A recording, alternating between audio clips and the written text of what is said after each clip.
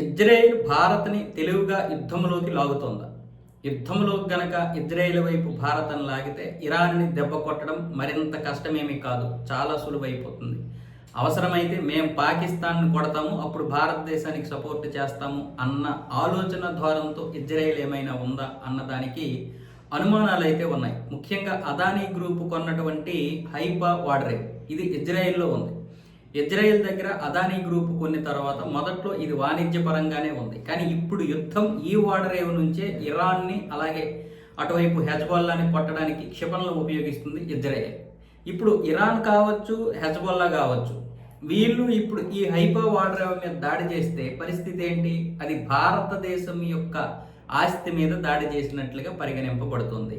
ఇప్పుడు ఇజ్రాయెల్ ఏం చెప్తుంది? మీ యొక్క ఆస్తి మీద దాడి జరుగుతుంది, మీరు కూడా స్పందించండి అనే ఉద్దేశంతో మాట్లాడుతుంది. అయితే అది మాట్లాడొచ్చు, మాట్లాడకపోవచ్చు. నరేంద్ర మోదీ గారు వెళ్ళి వచ్చిన 24 గంటల్లోనే యుద్ధం మొదలైపోయింది. సో ఇది కూడా ఒక అనుమానాలకైతే తావిస్తుంది. మరొక వైపు ఏమొచ్చేసి ఇరాన్లో మనం చాబహార్ పోర్ట్ని అయితే నిర్మిస్తున్నాం. ఇప్పటికే అమెరికా ఆంక్షల వల్ల ఇది ముందుకు వెళ్ళడం లేదు.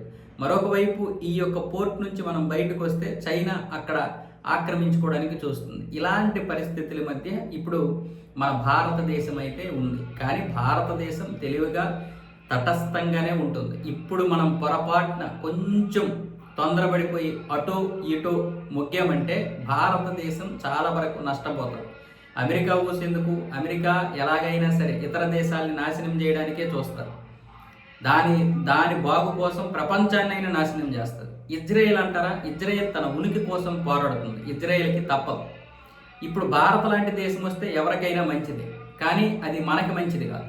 అందుకే మనం ప్రస్తుతానికైతే తటస్థంగా ఉన్నాం. అమెరికా రెచ్చగొట్టడానికి ఇంకొక కారణం మనం చూడొచ్చు. అదే ఇప్పుడు ఇరాన్కి చెందినటువంటి ఐరస్ డానా నౌదిని ముంచేయడం. అది కూడా భారత్ని రెచ్చగొట్టడంలో భాగమే. కానీ ఇప్పుడు మనం రెచ్చిపోకూడదు.